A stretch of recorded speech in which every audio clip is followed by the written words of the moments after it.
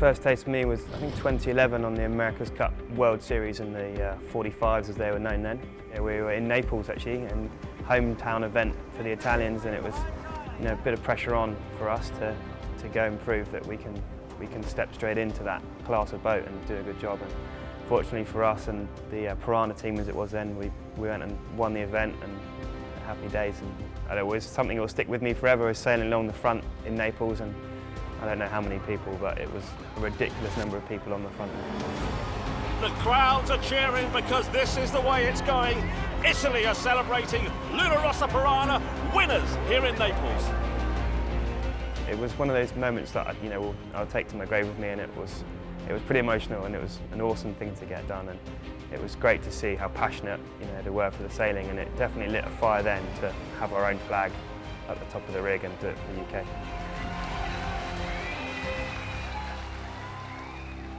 I went home, we reflected a lot on what happened in the last 2 years with the Prada and Luna Rossa programme, and then I had a phone call from Ben, asking me if he wanted to come and join his team. It's awesome to come here and see the size of the base and what the company's achieved and what Ben's achieved. To have all what we have now down in the shed, and the new boats coming online, and the equipment we have, and the expertise that we have inside this building, not just from the sailing world but from the motorsport industry. And we've tried to bring people in from other backgrounds, and just to sort of broaden our horizons on what's achievable within the technical capabilities of our boat.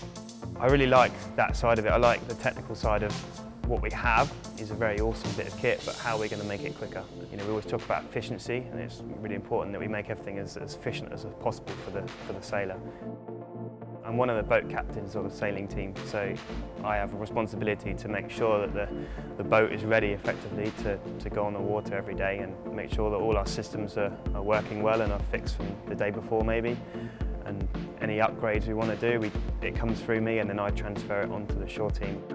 You definitely feel the pressure from the guys watching. You've got the whole building here, they're in on the weekend, they've come in to watch their team do well. And I guess we feel it more directly from the guys within, be it Land Rover BAR, because we see them every day. And if we come back from an event and we haven't done very well, like Bermuda, or we didn't do what we should have done, you come back here and that it's hard for the guys, but if we come back and we've done a really good job, like Oman, where we dug ourselves out of a few tricky situations to end up winning the event, there's definitely a great vibe inside the building, and everyone has a belief that we can do this thing. Winning the America's Cup basically means everything, pretty much at the minute. You see on a Friday night we do our last massive gym session of the week, and it's a maximum heart rate session, and the guys, literally all of us, get off what we're doing and are just on the floor in bits. And if it didn't mean that much, you wouldn't see that level of commitment.